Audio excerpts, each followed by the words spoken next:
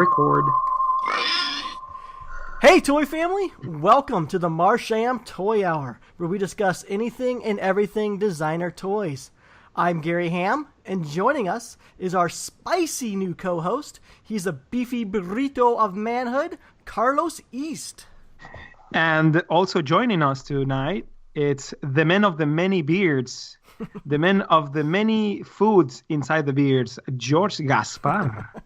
And also joining us tonight, an award-winning filmmaker, Jack Venturo.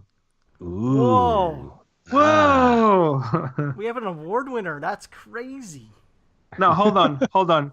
You're an award winner, right? Too, Gary?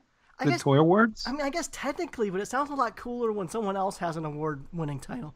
From something that is like a real job, like movies. A real job.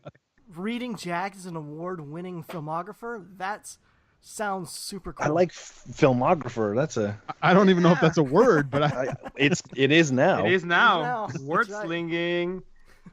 A filmographer wears a brown leather coat with elbow patches and shoulder pads, like and bitnik, has a lot of glass tube wear tools. Like a little French little hat, one of those burro hats. Yeah. I could have added to that too. I could have said like master dioramist. Yeah. Oh yeah, that's I could also add that to it. Yeah. Dude, your dioramas are killer, man. I thank you, sir. We're gonna have to get into all that tonight. How about that voice? Yeah. He's got a nice, sexy, smooth jazz voice too. It's because of the cold. I have a little bit of a fluish symptoms going on, and I hit the Zycam a day late. I think Gary's got a new man crush coming in. Dude, man crush. This week's man crush has been brought to you by Lots of competition Beard oil. out there. There's a lot of competition, man. I'll have to make a 2017 list of my man crushes for the year and then narrow it down. You gotta always have Zac Efron in there. Zac can always- Efron. Not enough, Zac Efron. What's going on with his career, man? What are you doing, talking about? Zach? He's doing great. He's doing Baywatch with The Rock. Oh, really? Yeah, Are it's you hilarious. serious? You got to see the trailer. It looks great. I have not seen that. I'll check it out. That's what I'm talking about right now. That's what I'm bringing to this That's show. your leak and sneak peek. That's it. The Baywatch revival of The Rock, Zac Efron, God. Wow. and Alexandra Daddario. Wow. Yeah. Is that for real? Yes, and it looks funny. The trailer looks funny, and actually, David Hasselhoff is going to play a cameo in there. Oh, nice. Now, is So I this a just movie spoiled or is it alert. a show? It's a movie. See, yeah, if they can go like Dukes of Hazzard, jokey style with it, that's gonna be it's awesome. like Dukes of Hazzard. It's going to be Like like 21 Jump Jump Street? Street. Yeah. There you go. Oh, I gotta check out this trailer. But before I do that, how about we jump to leaks and sneak peeks? Jack, if you're not familiar with the show, what this segment is, we kind of just come to the recording with a little something that we saw on social media this week that we want to share with our listeners. Being our guest this evening, is there anything that you would like to share? I think you Hey, just watch did. trailer. All right, Spicy Burrito, how about you go next? I was browsing the internet and I saw these little resin mini corgis by an artist called Eric Christian. Mm-hmm. I don't know. I've never seen his work, but these fellas are really cool. They're like you can catch them at Toys R Evil there, and they're really cool. They come in rainbow color. Yep. Super nice to customize and paint. So they're like solid casted resin, unpainted, I think, Yeah. right? In an array of colors. Yeah, it looks pretty cool. The price they're $10, and you can find them at their at his website, which is Eric Noah at Big Cartel. Nice. You can find it at Toys R Evil. Mm-hmm. $10. Yeah, it's pretty cool. Dude, that's a great price. Yeah, Nothing's under $20 anymore unless it's a pin. So that's cool. Yeah, right. Pens, or 2017 is gonna be the year of the pennant. That's right. And foam fingers. Foam fingers. Let's do it. And apparently, maybe some smash pennies. We'll see. Smash pennies. All right, George, what you got? I haven't had a chance to really browse much this week, but I'm working in a studio right now. And if you remember last week, I mentioned my buddy Dan is the Ninja Turtle expert. Yep. And he just got the new NECA. I think they must be 24-inch. They're 18 or 24-inch movie turtles. The first one came out. It's Donatello, I believe, was the first one, and he is raving about it. So I'm gonna go on his word and say to check out the NECA movie turtle figure. It's the first of the series. It's out now, and he says it's amazing. Wow. Okay. All right. I don't know where to lead with that. I think we should go to yours, Gary. Yeah. Yeah, What I'll about just say, yours? I Lucy? opened up Instagram this morning and I had like a little bit of a deja vu moment. So I opened my feed and it says I have a tag from Kid Robot. I'm like, cool. So I check it out and it says, first look at the DTA Dunny Artist Series set to release in May. And I'm thinking, wasn't this leaked a few weeks ago? Yeah. Well, maybe it was It's like the the 5th or 6th or 20th look. probably it was one of those things that they send to stores, like the previews of the stuff, so they can buy it and they leak it. So probably it's the official announcement rather than people freaking showing what they shouldn't be showing just to be cool. Oh, is that how that picture got out? Was it? Yeah, because if you look at it, it's super low res, and usually the people that have accounts like wholesale accounts get the preview of the stuff that is going to come out so they can buy it. But I think that's what happened, because if you look at the photo that they posted now, it's it's better than the one that was posted before. Yeah, because when that came out, it seemed like it was kind of everywhere. It was on Facebook, Instagram. It was being shared around a lot like 3 weeks ago. But I never really noticed that Kid Robot never actually shared it. Yeah, neither did Clutter or Of course not. the DTA. So I went back and checked today, and sure enough, yeah. So today was the official mentioning of the DTA Dunny series, and it appears that there's several stores have begun taking pre-orders on cases for it, and one of them happens to be our very own sponsor, Strange Cat Toys. So if you're looking to pick up a case of the DTA Dunny series, head over to strangeCatToys.com, and because you're listening to the Marsham Toy Hour, use the code Marsham at checkout to receive 10% off your order. Dang. How about that? Snazzy. So now when does that come out then? May? Okay, so that's not too far off. It better be May. Oh, nice. And something else that I saw this week, one Ben Goretzky let the trailer out of the bag about a weekly video podcast show called ToyGeeks Behind the Counter to begin airing on Tuesday, January 17th. The news came via a short but very funny trailer where we learned that the hosts of this new show are to be Ben, our very own George Gaspar, and our guest, Jack Venturo. Wow. I gotta say, George, you did a solid bit of acting in that little clip there. Pretty badass. See? I can't say the same for Ben. Oh my gosh, that was so awesome.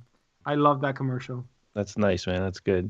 Good I wish production. Ben were here, because then I could tell him what my friend said about him, and that he looked like a live action cartoon. Yes. He does, dude. Or like a mixture with a live action cartoon with a puppet. Like the puppet Yeah. and the cartoon had a baby, and boom, daddy likes. At the end, when we miss the high five and then spin around and run away, it looks like we're marionettes. Just I got no strings to hold me. Like it's just all Like, wired up and weird. That movie, Team America. Yes, exactly. There should be an episode like that. Let's make some puppets, and Oh, that can happen. That's I know that can happen. That's what I'm putting out there. Yeah. Just we can have puppets made of all three of us and just do that. Yeah. And I'll perform them all.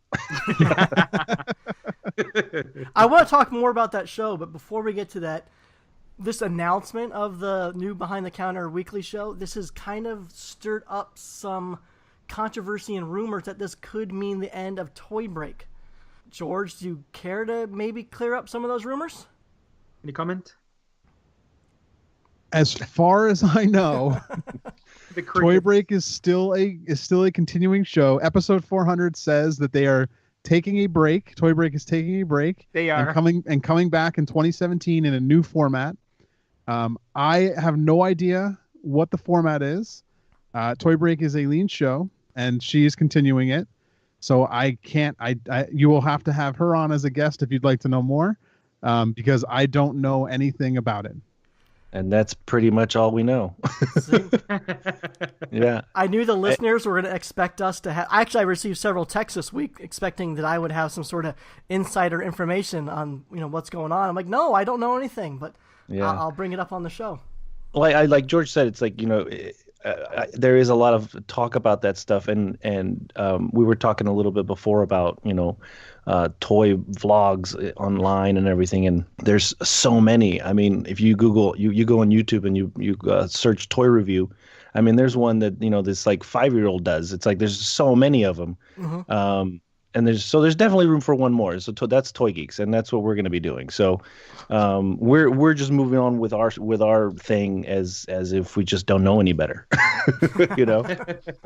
because we don't know any better. I think there was a little bit of a hidden message in George's segment. I don't know if that's the case at all, but when I saw that, like, you're sitting on the sofa and you're asked by Ben, "Are you doing anything?" And you kind of look at the toy break sofa and you're like, "Nope, nothing going on." And then as you left, you flipped the table, and like hashtag table flip is like is a thing. I think it's just I think it happened by accident. I don't know. It's just a gentleman's way of just saying goodbye to the set, I guess. Exactly. Aren't you moving? Yeah, I mean, I'll be moving. There you go. So this is. But I don't. You can read into it however you want. That's just my apartment. That's where I live. That's my couch. So I don't know if you want to read into it however you want to read into it. That's your own thing. Yeah. But because I'm sure you normally sit in front of your sofa with this oddly weird tall puffy table. I love that table. Are you kidding me? It's where I do all my eating. That's where I do my eating. Apparently, you've never been to his apartment. It's literally that couch, that table, a TV, and a bathroom, and that's it. Yeah, and a room full of boxes full of toys. Yeah, underneath the table is his bed. There's literally no other room. Do you remember Sesame Street, like the Oscar the Grouch? That's inside of the trash can. Couch Grouch. That's inside of the, like, if you peek inside of the trash can, that's what it is. Like that couch full of toys. You literally cannot get up off the couch without tipping the table over. There's no room. Yep. That's what happened. Like, we can auction this couch off if we want on the Marsham Toy Show. There you go. It's not going with me. So if anyone wants to buy this couch, just let me know. That is a gross thing to do. I won't even vacuum it. It'll be full of all the toy break germs. All the DNA galore. There might be a minifigure stuffed in there somewhere, I'm sure. No, that'd be something. Put a figure inside each cushion and just like, it could be anything. It's a blind couch. It's a blind couch. So yeah, the new show. Yeah, let's get into that. So who wants to tell us a little more about it? I think Jack should. He's good at talking about it. I like to hear myself talk, especially with this awesome voice because of my flu. Toy Geeks behind the counter. So Toy Geeks, basically, Ben's idea of Toy Geeks is that it's going to be a network of different shows coming together. So basically, it's everything that we all love about toys and art and all of that stuff in one website. You sit down in front of your computer and you basically just never leave, and you watch a bunch of different shows from a bunch of different people. So our show is Behind the Counter. We're going to be doing so many different things that you've actually never seen before in a toy review show. Getting people involved and getting more artists involved and doing challenges and a whole bunch of stuff. And I don't want to give too much away because the trailer is out right now. The first episode is on the 17th. And little by little, we are releasing some teasers and images and things on Instagram, on Twitter, just to kind of wet your beak a little bit. But we're gonna have a fun time. It's gonna be, the show is basically we're the middleman between the toy world and you. So the show is for the people, for you, and we're having fun doing it, and that's all there is to it.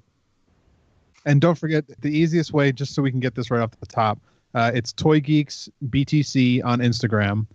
Is it the same on Twitter? It's the same on Twitter, and it's the same on Facebook. And then you should also, if you're listening to this, you should go and subscribe on YouTube to the Toy Geeks channel, like whatever you call it on there, the page on there. Yeah, so the Toy channel doesn't have a name yet. We're still editing that, and then there's an approval process and all that because we're new. But all you have to do is just search Toy Geeks, and the trailer will come up, the channel will come up. Or you can hashtag search because that's all over the place too. Everything is Toy Geeks BTC all over the place. Or just go to the website, and all the links are on the top too. Yeah, and so it's important to subscribe to the channel, not only for it helps the show. It'll help us get noticed more on YouTube. The more subscribers you get, that kind of thing. But also so that you don't miss an episode, because it'll come up in your feed if you're a YouTube user. It comes up in your main feeds when new things come up. So you should definitely subscribe to the show on there. Yeah, and we're planning to release it every Monday. So every Monday the show will be released on YouTube, and it'll be released on Facebook as well. But like you said, when you do subscribe on YouTube, you get the notifications and you're more aware of everything. And there's actually going to be exclusive content on YouTube and different things on Facebook and different things on Instagram. So if you're really into it, just follow everything everywhere. Yeah, sounds cool. And you mentioned it's going to be a network. So is this kind of like a Smodcast in the fact that you're just going to have several shows, but they're all going to have a focus on toys? I think that's the idea. It's just anything that has to do with toys, because not just toy reviews, so either toy artists or maybe even like plush and apparel and all that kind of stuff. It's basically like unboxing type videos. Yeah. And hopefully not even just toys. I mean, Kevin is really into sneakers, so hopefully maybe one day he'll get into doing a sneaker type thing, because it's a collector's market. It's sneaker thing. So it doesn't have to just specifically be toys. It's anything that the people like us who are into toys, it's all the stuff that we're into. There could definitely be a show at some point down the road about music or movies or things like that. Like it'll eventually broaden out to that kind of stuff. We're starting with, behind the counter is the first one. So, hopefully it'll grow from there, and it could eventually be a bunch of stuff. It doesn't just have to be toys. Right. It'd be like, it's basically like DesignerCon if DesignerCon had a show. There you just go. Everything thrown out. Yeah. That's the easier way to understand it. Because there's That's a like great description. DesignerCon and a network and a TV show. Mm-hmm. Now, how long are we talking about? Because I know doing a weekly show, it's a lot of work. And you guys sound like you're going to be doing a little higher production value with editing and whatnot. Like, how long do you guys expect each episode to be? We're aiming to be a 30-minute episode, and just to be consistent on that. And we are doing every week.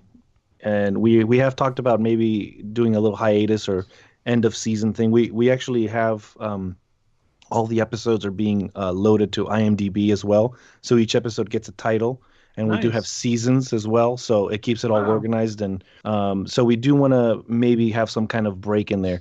And we're thinking that maybe around DesignerCon will probably be like a season finale kind of show where we review DesignerCon, and then take a little break there for the holidays and start back up maybe in next year. We still have to discuss that part, or maybe a mid-season hiatus, something like that. But so far we just can't wait to get started and just be on there every week. I'm super excited for it. I'm pumped. It sounds like it's gonna be a lot of fun. And what do you guys think? Should Marsham Toy Hour sponsor it? Yes. Why not? I would say I am yeah.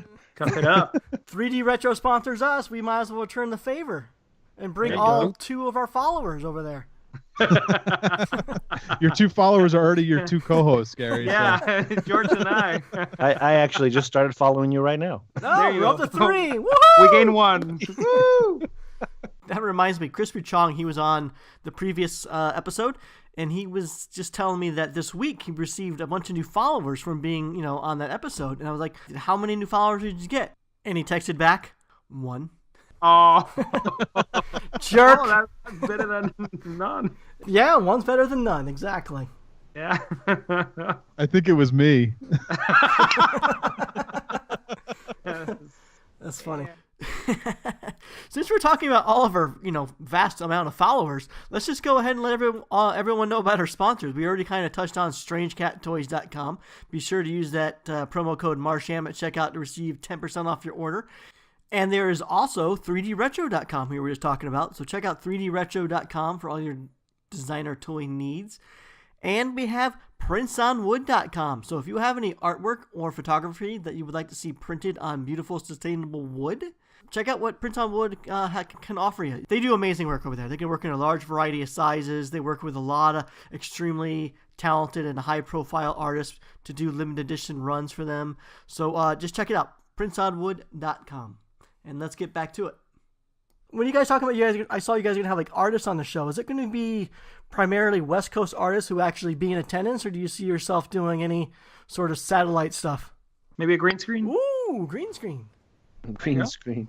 You guys just want to add more work to me. That's just amazing. That's CGI. I just want more workload. Like Ben was like, "Hey, maybe we can do a blooper reel." Like, no, you do a blooper reel. Like, what is this? I told Ben What's that happening here? he needs help editing and shit. I can help you guys. I know how to do that crap. No, so. You're taking over. You're hired. Here's whoa, the computer. whoa, hold up. Get out of here. I want to get committal from George and Carlos right now before the other show blows up. You guys are still going to remain on the Marsham Toy Hour, right? Yeah. Yes. I don't know if I can handle any more rejection. Talking the shit with the guys. Yeah. Good. It's cool. I'm excited for it. I thought the trailer was funny, too. I like that you guys released the announcement with a trailer like that, because it kind of went viral in our little toy scene, too. So that was really cool. In our little world. Mm-hmm. There's puppets. And there's puppets. Can we have puppets? I love that part. And who was the person in the trash can with the puppet? Come on, who was that? That's me. Oh, you poor bastard. Yeah. Puppetry is not a luxurious work. No. Taking one for the team, man. Yeah, you got to get into small places. Yeah. Are you an award-winning puppeteer? Not yet, no. Technically, yes. I would say yes. Yeah, okay. Your film, your puppet film, you won an award. All right, there you go. Yeah, I would say yes, even if you're not going to tout it that way. Yeah, okay, there you go. The Jim Henson Company was doing last year a diversity workshop training, and they released a statement. They were looking for people to audition, and I auditioned, and I was one of the 35 of us that got picked, and we went on an 8-week puppetry workshop, an improv workshop. Nice. And it was friggin' magical. So we got to learn everything there. The beginning of this year, separate from that, they had a Dark Crystal fan film competition for anybody to join, and of course I had to do it. I found out a little bit late about it, so I had a 1 month to do it. But I built 3 puppets from scratch. I wrote it, went out into the forest, filmed it, voiced it, performed it, edited it, submitted it, and then I got picked one of the 5 runner-ups that won the trip to the Jim Henson lot and the tour and going to the feature shop and all that stuff. So that was really, really cool. Wow, that's amazing. Where can we see that? That's actually it's on the Jim Henson's official YouTube channel. So it's really cool because if you like the Dark Crystal, they have. So only 5 of them got picked as runner-up, and then there's the grand prize winner. But there's like 30 films in there. So if you go on the Jim Henson YouTube channel, there's a Dark Crystal playlist, and you can just sit there and enjoy prequels and sequels and in between scenes of the Dark Crystal made by fans, which is just awesome to do. Wow. Yeah, all the movies are there. So my movie's called Acasta, The Salvation of Thra. And you can see that. Or you can just go to my website for venturaproductions.com, and it's in there too under projects because I made it. So there you go. That's a good place. This is not the Jim Henson's Creature Shop that was on the Sci-Fi Channel, right? No, that's the Creature Shop Challenge. So that was a totally different thing. Yeah, this was just for fans. Anybody could have entered, and anybody just entered the contest. Nice. Congrats on that, though. That's awesome. Thank you. Pretty badass. It was good. I actually brought the puppets that I made to DesignerCon in November. So I had them for display, and I even put some on and performed them a little bit for people there too. So that was kind of cool. That's really rad. And I saw in DesignerCon, you killed it with your dioramas, dude. Oh man, it was crazy year this year. It is pretty awesome. Like all the people from Tested were like head over heels. I mean, they're pretty awesome. Like, do you want to talk about that? No. Basically, so jackorama.com is the diorama side of it. It's the art side of it. So I take an action figure and I build a scene for that figure, and I put the figure where it belongs, and that's basically it. So Like a little set. Okay. yeah, it could be a made out of wood, a wooden box, or it's just a piece of flat wood and it's a standalone piece, or it could be a tower. There's different sizes, different shapes, but it's if you go to the website jackrama.com or Instagram or whatever, you can see all the pictures of everything. I made like a 4 foot long Walking Dead one in 2013, and the Walking Dead production offices bought it. Wow. Nice. And you know, I had to deliver it there, and it was really cool. I have also my own personal collection, so I have like a 4 foot long Lord of the Rings one, and the Star Wars Cantina with the lights and the music that and one. all that stuff. So, and yeah, but for Decon, I do make special pieces for DesignerCon, because I'm basically exclusive to DesignerCon. I can't really go to anywhere else because it takes so long to make them. Yeah. So it takes about a year to fill up that booth. So there's no way like, hey, you're going to this place in March and this place in June. Like, no, Nah, you know. nah. And my pieces do sell, and they are priced to sell. So they are affordable. They go from anywhere from $10 to $1,000. Just everywhere in between. The prices were really good. I mean, the bigger ones. I remember the Cantina one was a little more expensive, but they had like all these figures, and it was really well built. I mean, you working in making movies and all that stuff, you have that sense of like, building a set, Right, and most of the time it's building them based on the movie. So like exactly seeing, like, for example, the one I had this year that sold, I shipped it to Chicago, was the Jabba's Palace, and that one was another 4 foot long one. Now they're not all 4 foot long. There's some are 1 foot, some are 2 inches. They're all different sizes, but that one had lights and it had everything, completely detailed. But it's all based. That one I actually used like the blueprints from Lucasfilms that they used to make the real Jabba's Palace, and I just kind of shrunk them down to size. So I did use like a movie set plan, and then like I did the Rogue One diorama that's based on the trailer, like scenes from the trailer, which are not in the movie now because they cut them. So now it's, I'm all mad about it.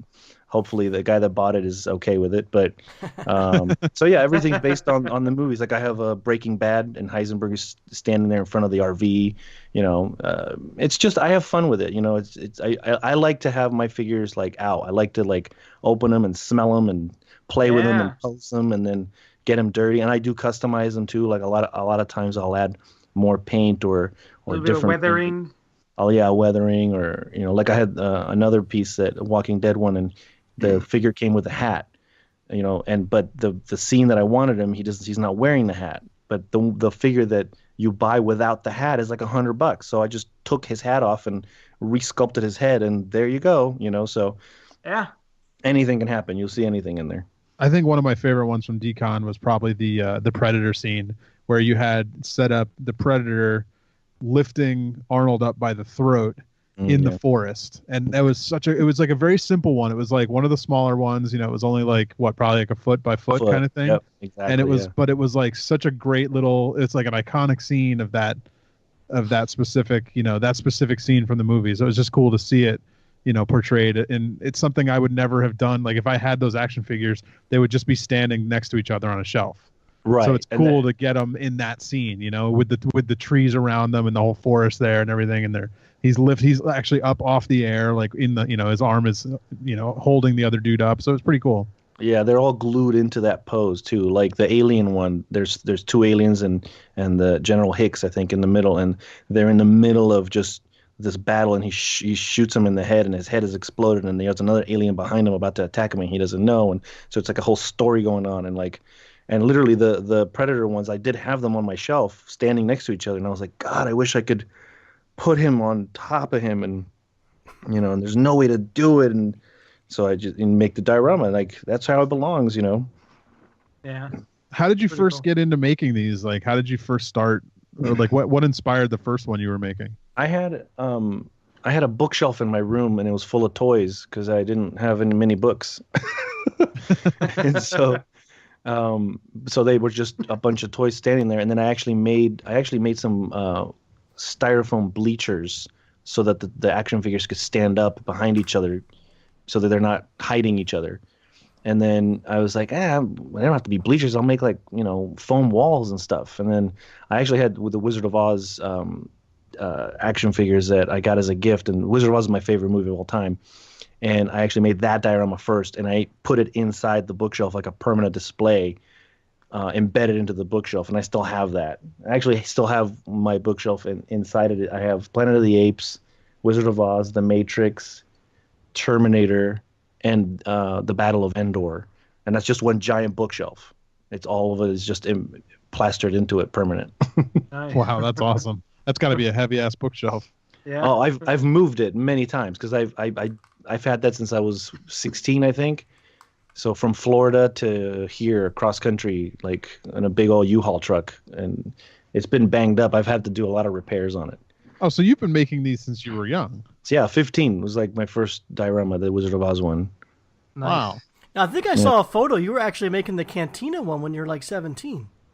I did. I made a Cantina one. And that was like back in the day, when you had to like pause VHS to look at a picture. To look at this stuff. No good internet. Yeah, and you had to fix the tracking so the little lines. Oh my wouldn't- God, Yeah. tracking! I remember that. Yep. The tracking button, and then you had to like clean it and make sure. And so that's how I built that diorama, and I hated it. Like I wasn't happy with it because it's not like my best. It doesn't have to be perfect, but it has to be my best. Spoiler And so- alert, we're over 30. We're so old. I know, it's awful. Spoiler alert. In 2014, I wrecked it. I completely destroyed it and rebuilt it, and that's the Nice. Cantina that I have now. Okay. So yeah, I had to do it. I love the Breaking Bad one. A funny story. I was in New Mexico, driving around with some friends. We went to the Stranger Factory show, and we were driving around, and we saw a camper van, and we're like, "Oh, that looks like the Breaking Bad," and it actually was. Oh wow! The Breaking Bad camper with the bullets on the door, and it was parked in the parking lot of the car wash, like they used to do in their. That's their- amazing. See, I love that. I love when like you go to a movie set or something like that, and it's like, yes, this is the place where this was filmed. Take a picture. Yeah, and It's like, actually, I go to I go to like the Poltergeist house, and they're like, "Get out of here!" And it's like, Yeah. "Don't move into the Poltergeist house if you don't want this to happen to you." yeah, Yeah, the Breaking Bad house, they don't like it either. They don't. No, because people people- kept throwing pizzas up on the Yeah, roof. people started throwing pizzas. I went to all the places. I mean, if you're familiar with the show that you're listening, Jesse's house and the place where the girlfriend died, and then the swimming Spoilers. pool. Spoiler alert. Yeah, the swimming pool where like all the drug dealers, like I went to all the places where they used to have the subterranean lab, and Wow. it was pretty epic. But the funniest one was like finding out of nowhere, just driving the actual camper, and I'm seeing like I saw the diorama you made, and it's super awesome, like with the little pieces of tape in the door covering the bullet holes. Yeah, it's so I had much to do that fun. with tweezers, man. That's real metallic tape with tweezers. Yeah, that's the way to do it, man. I remember when I was a little kid, my dad was an actor, and he had producers friends, and they would pay my brother and I to build little boats and cars, like the plastic ones that you paint and all that stuff, for them to use them in scenes to explode them, like to put explosives and do like a crappy, yeah. I remember that. I think that was my first like non-acting job. It was building a boat that they exploded. It was That's pretty amazing. Yeah, dude, it was like super awesome. I gotta find the photos. You're a special effects artist. There you go. Without knowing it, Put that on your resume. There you go. Award-winning. Award-winning. Wait, now you're winning awards for it. You can't just give yourself awards. I do have an award, like a GLAAD award for a soap That's opera I true. did. A GLAAD award, nice. Yeah, Man, representing. we're just oozing in awards over right here. Yeah, where's your award, George? He's got one. You got two, You do don't have you? an award. One or two? George has an award for his beard. I know. I these do. by- Yeah. I know these by a fact. That thing is majestic though. That is the beard of the gods. You should do Jack. Every time he cuts it, you should Oh. keep it and then build a puppet with his beard. It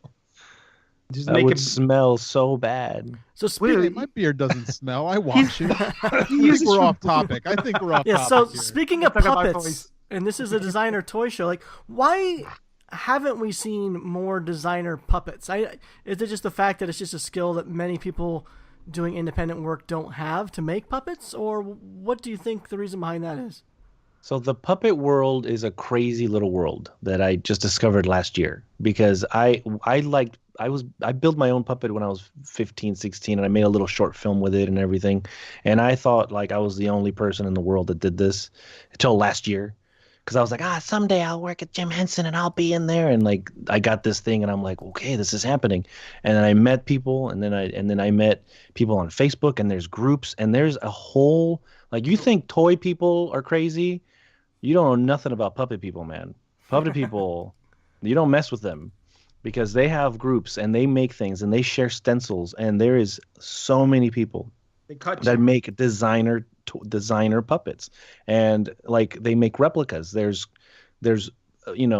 how accurate is your Kermit? How accurate is your Gonzo? Did you use this foam? Did you use this felt? Did you use this? Really? I mean, it's amazing, and the work that they do. I mean, it's thousands of dollars worth of material and work. It's a whole other world that just amazes me. And there's also, of course, original. My puppet Chester, who's made by Noel Williams in Chicago, and she's making stuff. I mean, for everybody. Everybody's making stuff for everybody. They send each other gifts, and I mean, it's a whole other thing. I would love to get some puppet builders on ToyGeeks. That would be, and some puppeteers. That'd be really nice.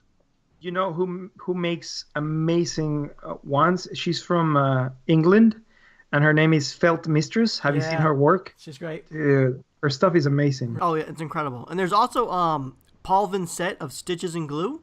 Stitches and Yeah, Glue. so Stitches and Glue is actually his Instagram handle, so check it out.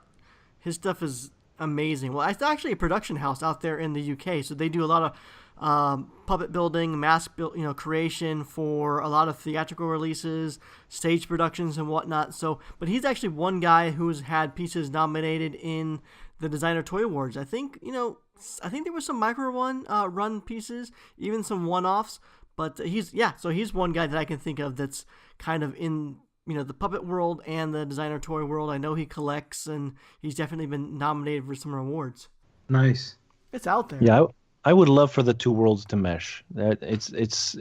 Everybody loves puppets. Everybody loves toys. What are we doing here? You know what I mean? We got to put them together. Can't we all just get along? Both of those things make everybody happy. Let's build instead of destroying. It is easier to play the guitar than to pull the trigger. Or is it the other way around? On this show? Wasn't it? It's easier to pull the trigger than to play the guitar. Yes. Yeah, there you go. So Jack, do you have like what's your background? Like what is your did you go to college for art? Did you what got you into art? Because I know what do you consider yourself, a filmmaker? An art, like a 2D art, a 3D artist, or a filmmaker, or what's your thing? That's why I just say entrepreneur, because it just covers everything. It's like I can't say I'm an artist. I'm also a filmmaker. I'm also a director. I also like this, and I also do this, and I build that. It's just like I just make Pisco, or you used to. Yeah, I used to distill. I know how to distill. I know how to do this, and so it's basically just like. Yeah, man. I don't like to say jack of all trades either, because then somebody in the background always goes, master of none. Yeah. So I changed it to just entrepreneur. There, cut it all, and then all the links are on the bottom, and that's it. Sounds fancy too. But yeah, I didn't go to college. They didn't let me in. They didn't want me there. I just went to high school, but I went to the Pinellas County Center for the Arts in Gibbs High School in Florida, which is like a magnet program that they created there. And they had visual arts and musical theater and everything. So I did every form of art study there, from art history to welding to photography, sculpting, 2D, 3D, everything. And then after I graduated high school, I just moved to California and just started surviving and making art. And now I'm here talking to you fine people. Now, are you into art toys, or do you collect toys or anything like that? My collection is really weird because, and I've actually talked to Ben about this because he'll show me a toy and I'm like, it's not realistic enough. And he's like, no, but it's a pop and it's an art and it's a this. And it's like, yeah, but I like my toys to like be like sculpted, to be like you shrunk the actual character from the movie and it's now on you my would shelf. hate my stuff then. You know, because of Ben basically just showing me like, no, look, this is a Funko Pop of Dorothy. I'm like, oh, she's pretty cute. I need this on my shelf. And so now I have everything. I've got everything. I got life-size Ewok, life-size BB-8. I've got a bust of Frankenstein. I've got a maquette of Jabba. I've got a pop of Clockwork Orange. I have Woody. Nice. From Toy Story, X-Files. I have an action figure of Jim Morrison. I have everything. Everything that I like is here. Nice. I was reading your bio. You are a father of 5 beautiful daughters. And yes. What do they think of their award-winning dad and his diorama, puppeteering, filmography, toy they hate it all.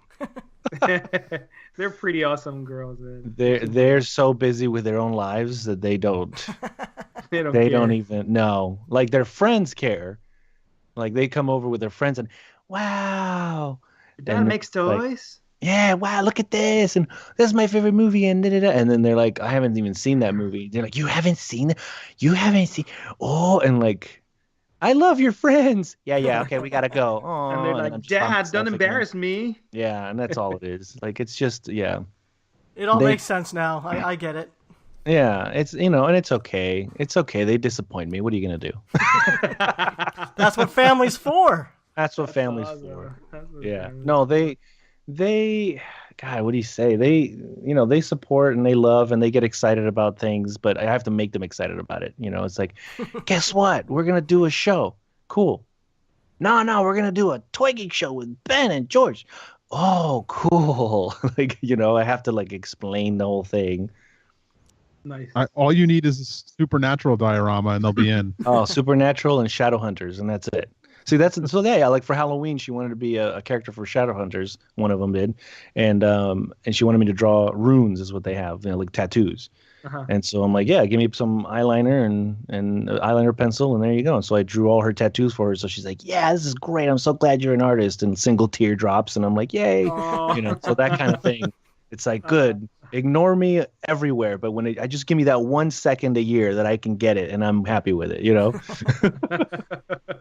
They used to be scared of my office. That's a funny story too. When they were really little, the 13 and 14-year-old, when they were 3 and 4, they couldn't even like, because I have a picture of Alfred Hitchcock, and then next to it, it's like, why wouldn't I have like a stuffed fake crow hanging on like a branch that I made? Of course. Mm-hmm. Because and they were like, that thing comes alive and this and that, and all the eyes staring at us. So that was fun. I have a 4-year-old, and downstairs in his room, just outside of his bedroom, I have all of the Don Bluth movies posters. But it's Dragon's Lair, Space Ace, Secret of Nim, like all of those movies. Oh, nice. But in every single one of those movie posters I have, there's always the villain, right? And so just the other day, my son's like, Dad, I want all those posters taken down. They're too mean. So I get it.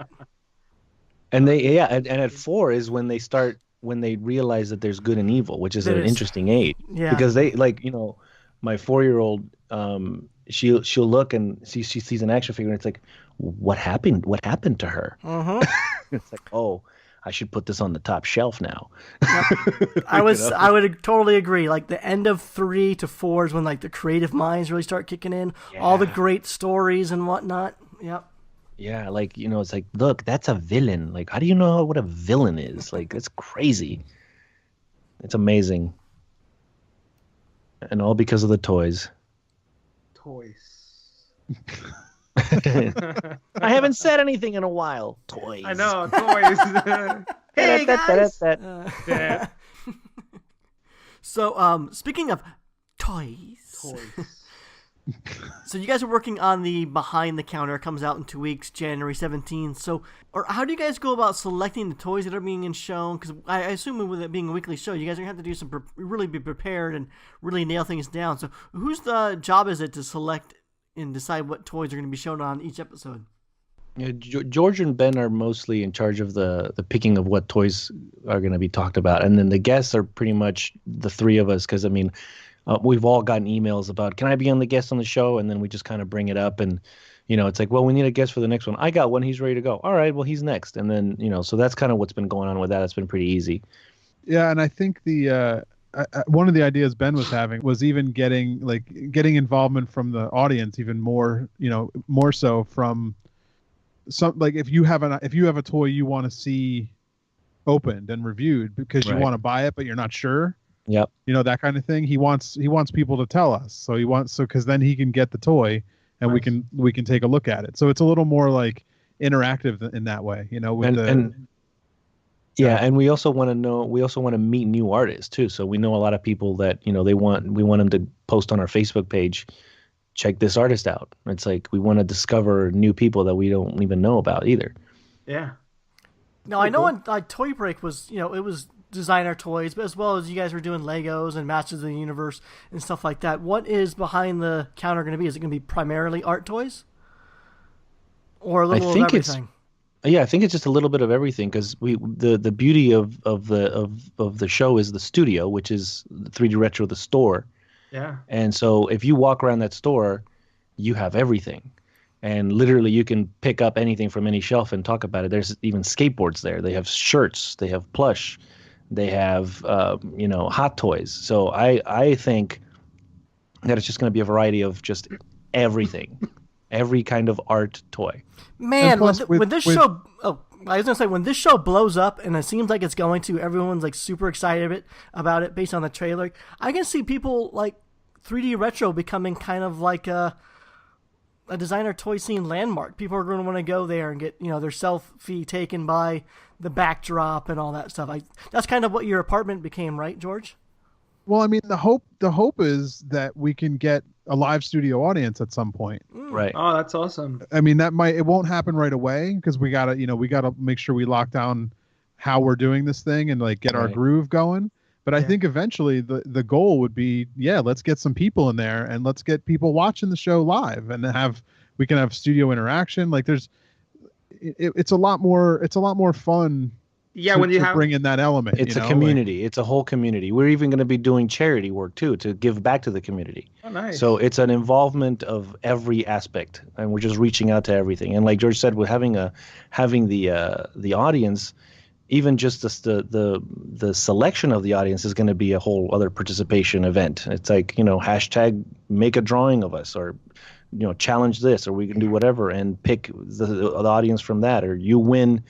To you and a guest to get to come to the show recording. The Nice. store itself, once it's kind of hidden away there on Victory.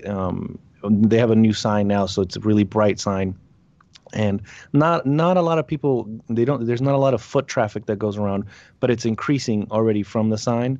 And once you discover that store, once you go in there and you fall in love, you never leave. Like anybody that's ever like been there for the first time, it's like, oh, I'm coming here from now on. Like this is everything. No, I've never been there. Does 3D Retro have like sofas that you could just sit on and chill and literally spend all day there, or is it just kind of a shop you have to just? It's a shop that you walk around. It's a shop you walk around, and they do have toy openings and events. And when that happens, the parking lot, there's a food truck trucks. and a dessert truck. And the last time there was a food truck and a movie screen, so it was playing a movie. And then there's going to be some tables and chairs and some board games and stuff like that for the events. Okay, so any guy who's gone shoe shopping or clothing shopping with their significant other, you go to the mall, and there's always that section in like a female apparel shop where it's just for the guys. It's it's like Right. like a lounge chair or something, and the guy can watch football. Is there anything like that for some of the interested in the toy scene spouses and whatnot? Give a crap.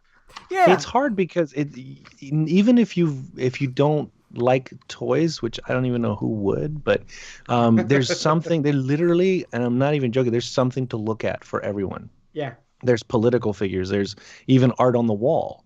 The wall, the actual store itself is built like an old speakeasy from the 30s. It's all made of wood and and concrete and steel. So it's the whole thing's a piece of art.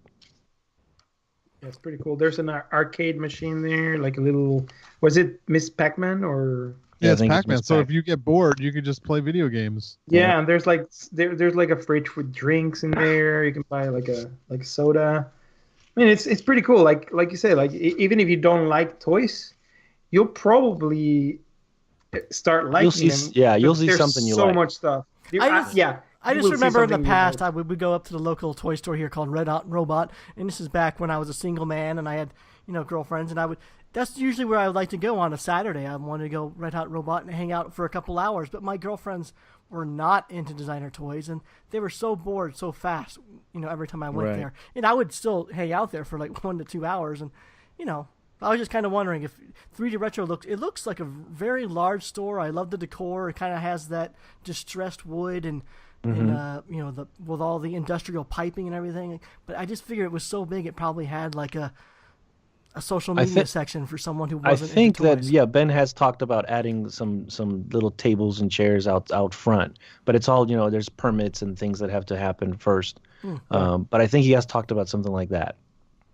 If you could hang out in Red Hot Robot for 2 hours, you would have a fine time at 3D Retro. Oh, because I went to Red Hot Robot. It was small. And I could spend about 20 minutes in there before I was done.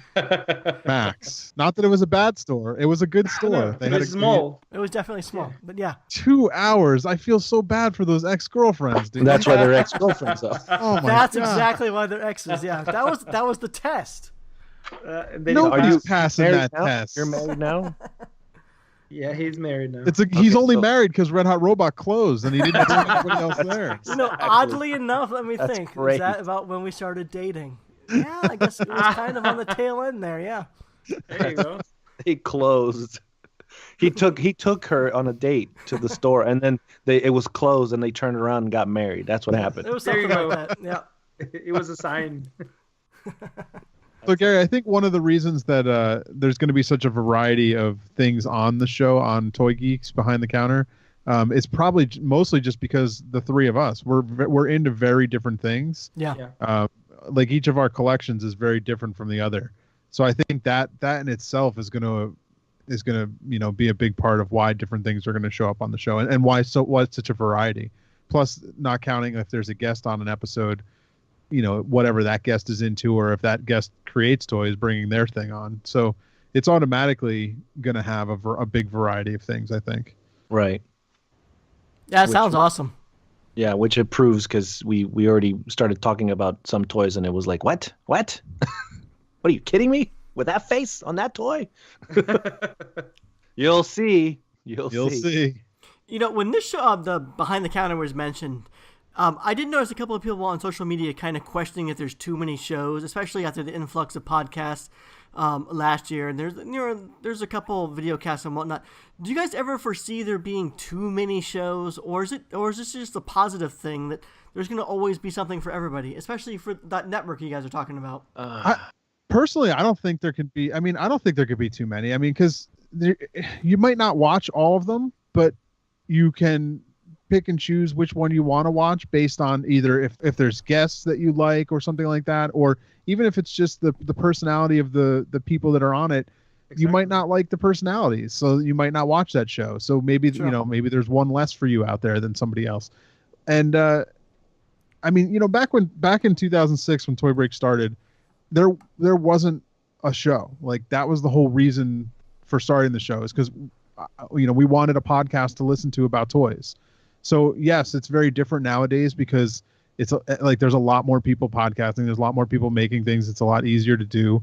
So there are a lot of them being made, but that I don't think that should stop someone else from doing it. And even even with Toy Geeks coming on, if someone's like, oh, I was just about to do one, but now they're doing it, it's like, well, you should still do your show. Yeah, right. Like it's because you're gonna find a different, like, anyone that can help introduce more people to this scene is a good thing. Yep. We need more people. Right. So if we're all connected in the same realm here, yeah, and if we can find someone that that maybe finds us and gets her onto the scene, that's great, and that's what we need to do. So more shows the better, I think, because everybody's going to know different people. They're going to bring their friends in, and that might turn them on to designer toys. So I say go for it. I say let's everybody make a show. That's a beautiful answer. Exactly. Absolutely. I mean, it's the same. You're saying there's too many books, there's too many movies, there's too many songs, there's too many TV shows. We love variety. That's what we live for. Yeah. I think I have a game idea, fellas. No. Yeah. So we just mentioned there's a bunch of podcasts and other video shows. Why don't we each go around, that game where you each say one, and whoever can't get one loses. I'll start.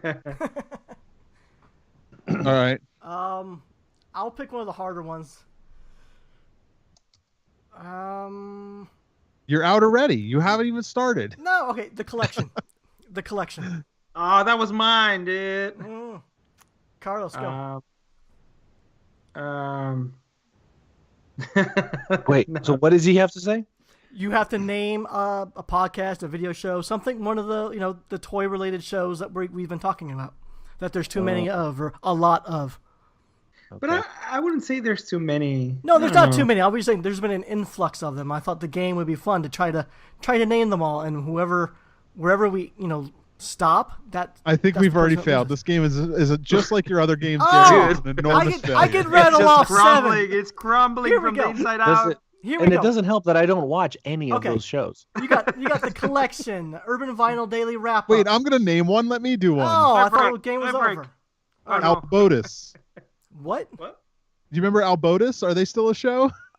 I have no idea what you're talking about. Come on, you don't even remember Albotus? They were around for a while. You just opened a whole other can of worms, didn't you? P2 Papo. That's a guy from Miami that opens toys and is pretty. It was a little bit on the awesome side. I think it was the name Albotus. Albotus. This is the first time I'm hearing of it. Wow, you're a bad podcaster.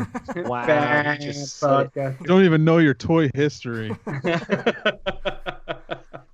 Is it Old Testament or New Testament? What about the Interesting Hour? Have you heard that one? Interesting Hour? No.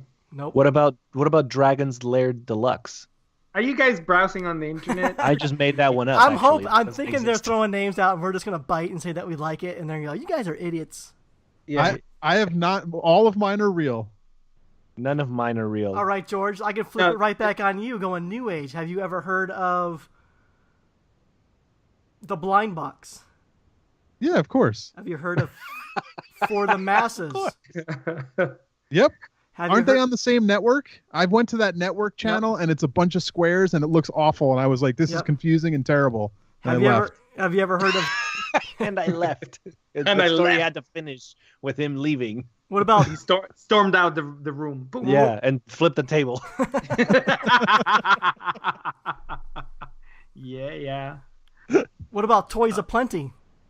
I have not heard of that. Did you make that up? I did make that up.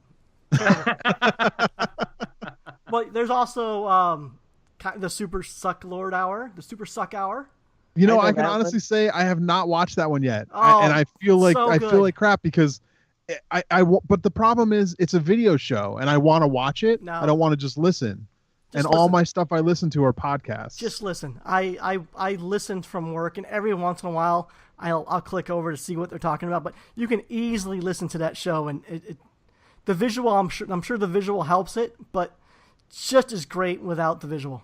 Well, my problem is my sculpting area doesn't have a computer at it, so like I'd have to do it on my phone. I guess maybe I can do YouTube on my phone, right? Yeah, you can do, but it's Did you just ask if you could do YouTube on your phone? I think I'm old. All right, I'm like Grandpa Gaspar over here, and I don't know what's going on. There's no thinking about it. You are.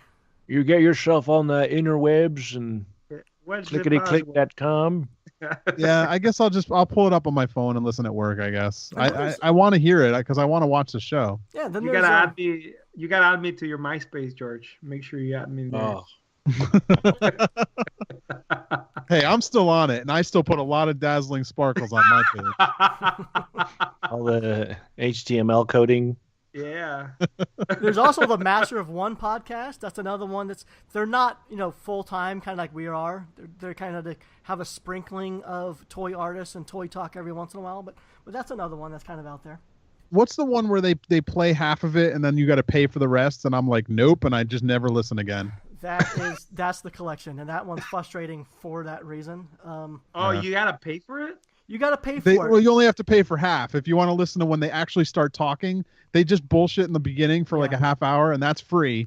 And then when they start talking, they're like, "Oh, if you want to hear the good stuff, you got to pay us." And I'm like, when they start talking about the stuff that you want to hear, it fades off. And I would buy some of the episodes, but I just want to pay for the episode. I don't want to pay for the other 45 that network Adventures in Design does. You're paying for all Adventure in Design episodes. Like you're not just paying for the one. I think it's like, I forget, maybe $15 a month, maybe $10. I forget, but. Yeah, you're no Netflix people. Get over yourself. I had to pay George $20 just to be on your show. Oh, you weren't supposed to tell him that. That's it. I mean, we were talking about how many followers we had earlier. Like we should probably be paying you. I want my cut. That's not right. Now I gotta share it with them. Damn it, Jack. That's like 4,000 pesos, man. Yeah. But going back to saying that there's a lot of shows, I think all the shows that we just named, just rattled off, I think all of the shows have helped introduce and brought knowledge to people who probably aren't familiar with our toy scene, and I think that's a good thing. So like you said, the more, the better. The merrier. Yeah. I'm just gonna throw out Big Kev's Geek Stuff because you can't forget about those. Those guys have been around for 10 years as well. They started in 2006. It's been a long time going. They've been doing that stuff, and they do a lot more designer toys. They didn't in the beginning. It was more mainstream toy, Star Wars, that kind of stuff, comic books, movies. But now they collect designer toys now too. So they talk about a lot of it. So that's a good one as well. And if you like designer toy reviews, there's coartmag.com. They do a lot of great video reviews too. So that's another one. Oh, you got me on one I hadn't seen. Oh, Nick Curtis of Clutter. He's done Trust Pigs? Yeah, Trust Pigs. This is his thing. I haven't seen check that. out coartmag.com. It's really well done. That's pretty awesome. Yeah. I think is it lightning round time? We're gonna do a lightning round, right? Yeah. Let's do it. Is it gonna hurt? It's gonna hurt you, Jack, because lightning round is all for you. Only if you don't relax enough. All right, Jack, stretch out, get ready, prepare your mind. We're gonna hit you with some hard questions. Stretch it out. Oh. What was your favorite toy as a child? Snake Eyes G.I. Joe. Ding. What was your first designer toy purchase? I gotta look around the room. I don't know if you would consider that designer toy. Were most of them given to you by Ben? Yeah. You could consider that a purchase. You could say which one was given. What was your first designer toy? What would you? Well, I have no idea. Well, no, you know what? Cigarette Smoking Man, a 12-inch Sideshow Collectibles figure I bought in like 2004, I think. I think that's the first like big toy I got. That wasn't an action figure. Okay. Yeah. It was a 12-inch doll, like one of those? Yeah, with like he's got a cigarette tie and smoking everything. man? Yeah. He's got a tie, he's got a cigarette in his hand. Here's an old white guy in a suit. Have fun. Exactly. Yeah. And I paid like 100 something for it, like back in the day. And it was like, like you look at the quality of the toys that exist now, it's like that's like nothing like this. But yeah, that was the first like big toy that I got that I was like, this is a collectible. It's not an action figure. That was it. Yep. What was the toy that made you kind of want to get into either puppeteering or diorama? Was there something that you saw maybe as a youth that made you like want to get into toys? It was puppet eyes. They're like peepers, I think they're called. Is that the thing you put on your finger? Yes. Yeah. Yeah. And I got those. And then I built a puppet around that. Basically, I had like a marching band white glove, and I put it on, and I put the little peeper eyes on, and that's how it started making that. And then I sewed like hands to it and all that other stuff. So that's where that came from. Nice. Okay. Hold on, I got distracted. Oh. Sorry, he wasn't not paying attention. Someone sent a link that I had to click on. What is Is there one toy that never leaves your shelf, move after move? It's always going to be out. It's the one built into his shelf, right? I mean, All of them. Is there a toy that's on the shelf of your heart? How about that? Damn, Yeah. Dang, he just went there. Getting deep in here. What would that be? I think it would be my big Jabba the Hutt maquette. Yeah. Did you use the vintage Jabba or the new one that came out? It's this. I bought this at Spencer's in the mall for like $300. I put it on layaway back in 1998 in Florida. Wow. Yeah, it's one of those, and it's like limited with the certificate of authenticity and the numbers, and it comes in a wood base, and it's like, what is it like? It's like 3 feet long. That thing. Nice. Yeah, he's like foam and like latex. You actually shopped at Spencer's for the right reasons. The only time I ever went to Spencer's when I was a kid was if you go into the back, they had the half naked lady poster section. The girly posters. That was the only time I went into Spencer's was for that, and they had like all these. They had like a little adult section where like adult playing cards and like weird cards for like 40-year-olds and stuff.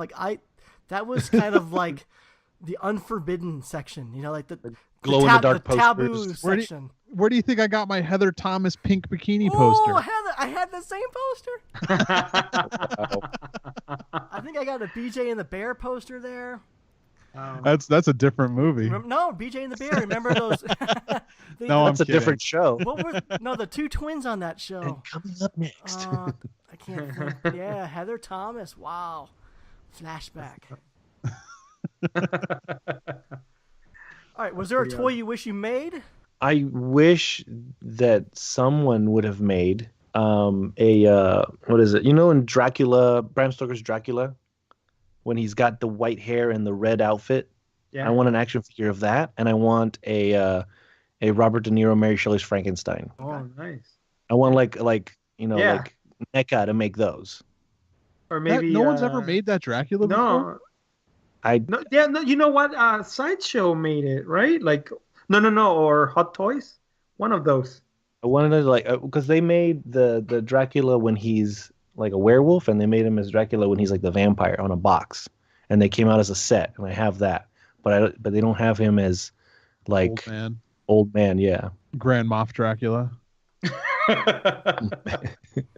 Oh boy, what's your current favorite toy? Current favorite toy, I would say my BB-8. Okay. I got the BB-8 from 3D Retro, and I painted it screen accurate paint job.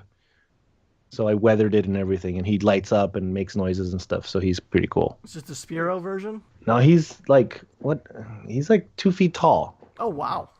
Yeah. Cool. So it's like a movie size. Pretty much, yeah. Yeah, pretty much. That's impressive. All right, is there a toy out there that you've always wanted to have, but you haven't quite procured it yet? I actually have an Amazon wish list of those. So, any sugar daddies want to give us some toys? Okay, so there's one. I'm actually gonna go to my wish list right now to tell you, because I was actually just talking about this a couple of days ago. We watched Lord of the Rings again. We have a annual Lord of the Rings marathon in the house. And it's the ring wraith, the fell beast, and it's got like a wingspan. Which version of it? Which company? Where is it? Lord of the Rings Deluxe Posable Fell Beast, 19 inches by 12 inches by 6 inches, and it's the Nazgul flying. And it doesn't say what company it is. Toy Biz, it says. I don't know. Oh, okay. So Toy Biz. It's huge, and it's like now big. It's like a collectible, so you can't get it, and it's like Amazon's like overpriced, and it's just insane everywhere, and so that's the one that I just like, my white whale. But I have like 3 pages of Amazon wishlist toys that I need to get. Here's the thing: this is probably the main difference between men and women. You mentioned the Amazon wish list, and I know, like a lot of the probably like Kim Kardashians and a lot of the popular feeds of women, sometimes they'll put their little Amazon wish lists out there, and there's pervy guys that will buy them everything on their wish list. Oh, wow. We need a fan base where we could post our Amazon list, and they buy those toys for us. So that's going to be a Toy Geek section. Yeah. Coming out next month. Pervy guys. We want pervy guys buying us toys. Yeah. I'll take it. That's fine with me. Take it. Yeah, I'm okay with I'm okay with a pervy guy buying me a Dark Crystal Lance Strider statue for $400. No problem. Daddy likes. It was $777, so it did price drop. Jeez. Oh, I think we need to make this a video cast and start showing some skin, boys. Yeah. Do you have a headshot, Jack? It'll just be a bunch of close-up of beards. Let's just go ahead and make a calendar for next year. There you go. Toy calendar. I think it's we already got the first page is on Gary Ham Instagram right here. Yeah, the three amigos. Craving bold and spicy Mexican, head east. Right. There you go. That's the cover. Stay tuned. More billboards coming. There you go. We're going to pump them out all across the country. Be on the lookout. One coming to your neighborhood soon. Mm-hmm. That's the best picture I've ever seen, by the way. It's pretty awesome, dude. That was the Comic-Con in New York years ago. I got to say, it's been a hell of fun making these photo mesh images for promotion because, man, George, how many beards have I seen you? Like from just goatee to beard to like the G. So many different looks. And then Carlos, I don't know what's going on. I swear one of these times I'm going to end up using your brother. And because I still sort of can't tell the difference between you guys. Oh boy, it's okay if you do. It's okay. You'll be funny. But yeah, no, thanks for joining us, Jack. It's been a lot of fun, and I had a great time, and it was a blast. Yeah, I'm looking forward to the show. You said it starts Behind the Counter starts January 17th, so stay tuned. It's gonna be beautiful. And then lots of stuff planned for the Marsham Toy Hour this month, guys. Next week, Rutherford will be joining us again. I think we're going to go a little more probably nostalgic on that one. He was, looks like he's going to be moving, so he's been packing up a lot of his toys, and he's been getting very nostalgic. And I think we're probably just going to kind of touch back in the heyday, go that route with next week. And then after that, the week after that, Paul Kaiju is going to be joining us. And then the week after that, we have Jim Crawford from Strange Co. One of the OGs. He's probably one of the main guys responsible for bringing, what they called Hong Kong vinyl to the States. And he was one of the two guys behind Strange Co. Produced tons of toys, had a shop out there in San Francisco. So we're gonna catch up with him, find out what he's doing now, and then talk to him about his time in the designer toys. So, big month planned. So it's going to be exciting. Sweet. Woo. All right. So why don't we take a brief moment and everyone tell our listeners where they can find you. You go first, Jack. I can be found, I have my personal website, jackventuro.com, where you can find every link to everything. But if you want just movies, it's venturoproductions.com. And if you want just art, it's jackorama.com. Okay. George. I feel like every time I see you post, there's like 15 other things. Like there's so only those things. 3. That's it. Yeah. Well, I mean, because there's also projects, the movies, like, the X-Files spec script is in there and all that other stuff. There's a whole bunch of stuff. Just go look. There's a lot of hidden Easter eggs in your. Yeah, there's a movie. There's a movie where Ben plays a cameo there. It's pretty awesome. Yeah. And I feel like sometimes like Art Jack will post, and then like Production Jack will like the picture and share it. Because I take one hat off, I put the other one on, and it's like, hey, I like this picture. He's got multiple personality disorder right there. I have to support myself. Who else is gonna? Exactly. If you don't like the picture, who's gonna? No, my favorite is when Jackorama tags Ventura Productions. That's my favorite. Nice. He's like, hey, check this out. Yeah. Telling yourself to like it. Yeah. Nice. I think that even happens to you, Carlos. Like last night, I got added from Chamaco about a pennant. I'm thinking, did Carlos just forget to switch accounts, or did Chamaco really know I wanted to see that? I'm confused. He knows everything. Chamaco is the one moving the he's the puppeteer, man. Have you heard of Illuminati? He's the man, dude. He's the Godfather. Godfather, dude. He's keeping Carlos up. Yeah. Is there a dissected Chamaco in the works? I could ask Jason Freeney. Yeah, let's get Maybe. on that, okay? Let's get on that because there's not enough dissected stuff. He's got to be out of other things by now, right? Yeah, right.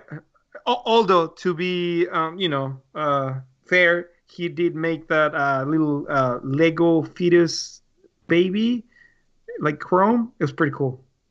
Did you see it? Where's the dissected version? I don't want I don't want a whole version. I want the dissected. I want to see the bones. Who doesn't want to see the bones? Yeah. All right, George, where can people find you?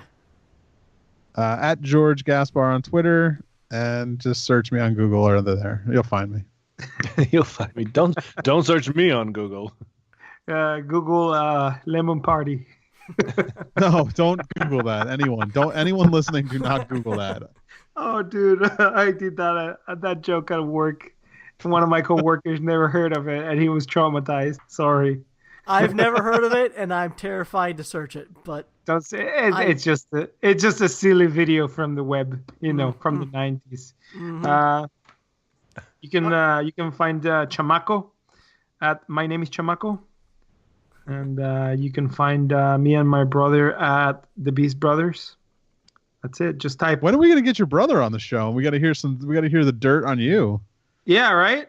We need to have the alternate twins episode where it's just me talking to your guys' twins. Yeah, there you go. Talking the shit. Let's do it. Let's twin swap it. Let's swap you out for Ernesto one time. That sounds like a movie with what's the movie with the twins? Twins? Arnold Schwarzenegger and Danny DeVito? No, dude. Well, yeah. You talking about the Mandy Moore one or what's her name? Moore. Yeah. Parent Trap. Parent Trap. No, that's not Mandy Moore. That's Lindsay Lohan. That's the girl, Lindsay Lohan. That's the one I was thinking of. Totally different girl. That's the one I was thinking. Nah, you know what? Let's stay with the Danny DeVito and then Arnold Schwarzenegger. Yeah, let's go with that twin. That's going to be a future promo image, I think. There you go. There you go. I want to be Danny. I love Danny DeVito. All right, I'm Gary Ham. You can find me at superham.com or Gary Ham on Instagram. This has been the Marsham Toy Hour. We'll be back next week, not because we have to, but because we want to. Until our next transmission, we're signing off. Bye. I like that exit. That was pretty. You like that? That was pretty good.